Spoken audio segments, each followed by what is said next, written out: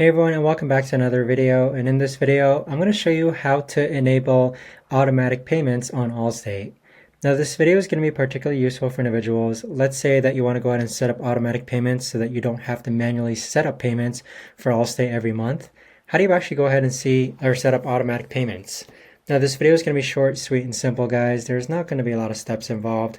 So in order to do this, what you're first going to do is log on to Allstate, then click on Payments, and then click on Make a Payment. Now, once you click on Make a Payment, you want to click on Enroll in Automatic Payments, which is that hyperlink that I just showed you. And then from here, you want to go ahead and scroll down and checkbox I agree to these terms and conditions and authorize these payments, and then click on Confirm.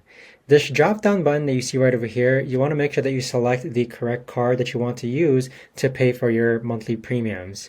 And so with that right there is the best and easiest way that I know of to actually go ahead and enable automated payments on Allstate. If you guys know of a better or easier way to actually do this, let me know in the comments down below. I would love to know. Thanks so much for watching, everyone, and I'll see you guys all in the next video.